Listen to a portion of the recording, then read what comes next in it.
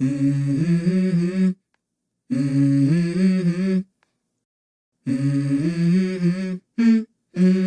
go. I wake up to a little bit of drool on my pillow, feel like it's gonna be a bad day. Yeah, I'm tired of shit, and the coffee ain't hit yet, damn ain't that great.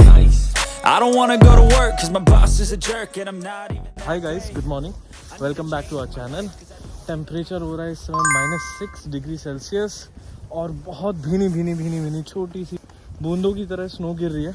Video में शायद दिख भी नहीं पाएंगी है। तो आज हम बात करेंगे करेंसी एक्सचेंज के बारे में। There are 4 mode of currencies जिनमें आप अपनी करेंसी को बेसिकली किसी भी कंट्री में लेके जा सकते हैं या कन्वर्ट करा सकते हैं उसे।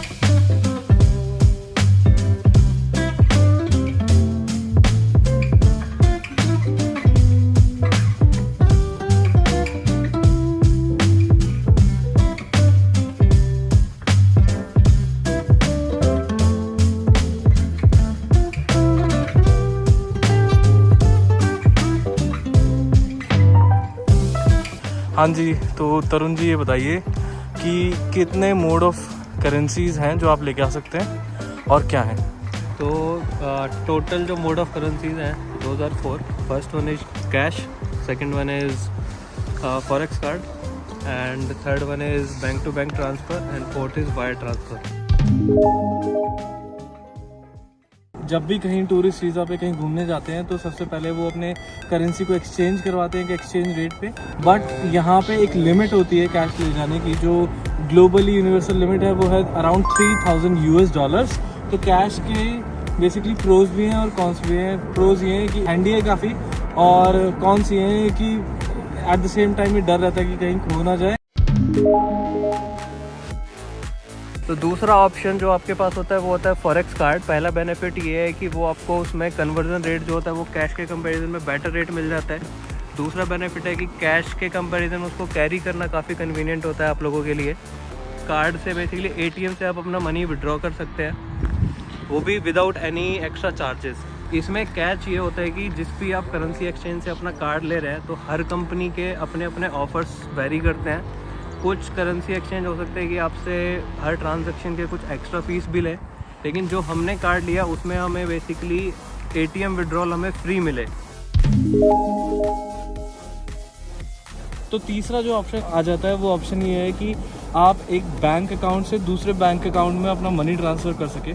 इसके कई तरीके हैं कि आप एक कोई ऐसा बैंक ढूंढें जो कैनेडियन बैंक है और उसकी ब्रांच एक इंडिया में भी है। Let's say for example Mumbai में स्कॉशिया बैंक की ब्रांच है, आप उसमें अपना अकाउंट खुलवा सकते हैं। और एक इंटरनेशनल बैंक के बीच में जब कोई मनी ट्रांसफ़र होता है तो उसकी प्रोसेस ये रहती है कि आप एक अपने डेस्टिनेशन बैंक से एक फॉर्म लिखवाते हैं कि आप इतना अमाउंट ट्रांसफ़र करवाना चाहते हैं अपने अकाउंट में, और वो ओवरड्राफ्ट बेसिकली बनने के लिए जाता है आपके लोकल बैंक में, जहाँ से आप अपना मनी ट्रांसफ़र करके अपने मेन बैंक में ट्रांसफ़र करवाना चाहते हैं। तो ये एक फैसिलिटी होती है जिसके कई बार अगर आप कनाडा में आके बैंक अकाउंट खुलवा रहे हो तो ओवरड्राफ्ट के चार्जेस भी कर सकते हैं। So this is convenient, most safest, but थोड़ा सा इसमें एफर्ट ज़्यादा लगते हैं।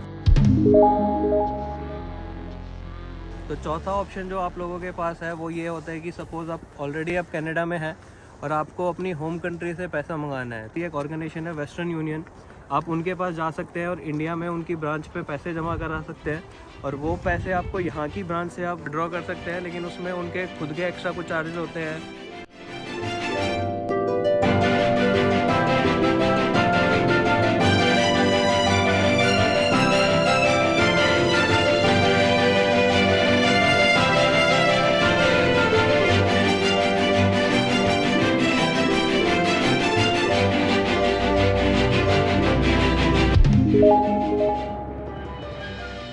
तो जैसा कि आप लोगों को पता चला कि 4 मोड ऑफ करेंसीज आप लेके आ सकते हो कनाडा में, और ये फिर उसका सवाल उठता है कि कौन सा मोड ऑफ करेंसी ट्रांसफ़र आपके लिए सही है, किसी भी इंडिविजुअल के लिए सही है। क्योंकि ये भी आप कर सकते हैं कि आप single mode of currency use करें, जस्ट कैश लिया और कैश लेके जा रहे हैं, या फिर आप क्लबिंग कर सकते हैं, जैसे कैश और फॉरेक्स कार्ड, कुछ कैश ले गए या फिर बाद में बैंक अकाउंट से ट्रांसफ़र कर लिया। और उस लिमिट को देखते हुए हमने सोचा कि क्यों ना 5000 मैं 5000 तरुण लेके जाता है, but we will club that as well, क्योंकि कि $1000 कैनेडियन डॉलर्स हम लोगों ने एज अ कैश लिया, ताकि हमें ज़्यादा कैश देना भी ना पड़े, और उससे कम हमें जो एक्सचेंज रेट है वो हमें मिला फॉरेक्स कार्ड में। $4000 ईच हम लोगों ने फॉरेक्स कार्ड में ट्रांसफ़र करवा लिए। फॉरेक्स कार्ड जो हमने चूज़ किया उसका मेन रीज़न ये था कि हम यहाँ पे आने के बाद ATM कार्ड से जो भी हमने मनी उसने फॉरेक्स कार्ड में लोड कराई है वो हम इजीली विड्रॉ कर सकते हैं। उसके बाद जिस भी बैंक अकाउंट में हम अपना अकाउंट खोलेंगे उस अकाउंट में हम वो मनी इजीली डिपॉजिट कर सकते हैं, ताकि उसको हम बाद में क्रेडिट कार्ड से यूज़ कर पाएँ और अपनी क्रेडिट हिस्ट्री बिल्ड कर पाएँ। तो फॉरेक्स कार्ड का अगर मैं आपको थोड़ा आइडिया दूं, हम लोगों ने थॉमस कुक से फॉरेक्स कार्ड अपना बनवाया था, जिसमें हमें ऑफर मिला था कि क्योंकि हम एक क्लोज वर्क परमिट पे जा रहे थे, वर्क परमिट वाले लोगों को RBI की तरफ से गाइडलाइंस है कि आप अपने फॉरेक्स कार्ड में मनी रीलोड नहीं करवा सकते। मतलब जो फर्स्ट टाइम में आपने अमाउंट डलवा लिया दैट सेट, उसके बाद आप रीलोड नहीं करवा सकते हैं। सेकंड वाज कि हमें 0 स्वाइपिंग चार्जेस मिल रहे थे। थर्ड वाज कि हमें एक्सचेंज रेट करेंसी के मुकाबले अच्छा मिल रहा था, और इसके काफ़ी सारे ATM कनेक्टेड हैं। जो टोरंटो में काफ़ी सारे ATM है, ईजिली अवेलेबल है, जहाँ से हम अपने कैश निकाल सकते हैं। So just to give you an example, हमने जो जैसे अभी बताया कि 5000 हम लोगों ने कैनेडियन डॉलर्स को करेंसी में एक्सचेंज कराया, तो जिस टाइम पे हमने चेक किया 5000 कैनेडियन डॉलर्स की जो वैल्यू थी दैट वाज अराउंड 3,04,420 रुपीज़। जब हमने थॉमस कुक से अपनी करेंसी एक्सचेंज कराई तो ओवरऑल इंक्लूडिंग टैक्स जो हमें प्राइस पड़ा that was around 3,07,700 rupees including taxes. तो यही आपका एक्सचेंज रेट का डिफरेंस लगभग रहता है कि गूगल पे आपको लेट्स से एक एक्सचेंज रेट मिला है, और थॉमस कुक या किसी भी आप कंपनी से एक्सचेंज करवा रहे हैं मल्टीपल फॉर्म्स ऑफ करेंसी में, तो भी 3000-4000 का डिफरेंस आता है। तो कई ऐसे तरीके होते हैं जिनसे आप बच सकते हैं। तो 2-3 का difference I don't think is a big difference. They tell me that I'm never gonna make it. They want me to do something that could make sense. They hate when I keep dreaming I'll be famous, but I don't give a fuck, I'ma keep chasing.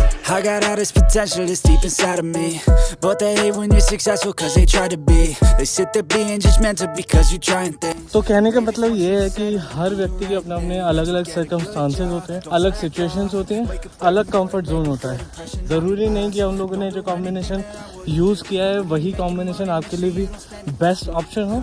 तो आप अपनी थोड़ी बहुत research करके उस time पे क्या rate चल रहा है, कौन सी कंपनी के अच्छे रिव्यूज़ हैं, किस कंपनी के अच्छे रिव्यूज़ नहीं हैं, तो वो रिसर्च करके इस आइडिया के बेसिस पे, इस इन्फॉर्मेशन के बेसिस पे बार्गेनिंग कर सकते हो। तो गाइज आई होप कि ये जो इन्फॉर्मेशन आज हमने दी है वो आपके लिए भी हेल्पफुल रहेगी।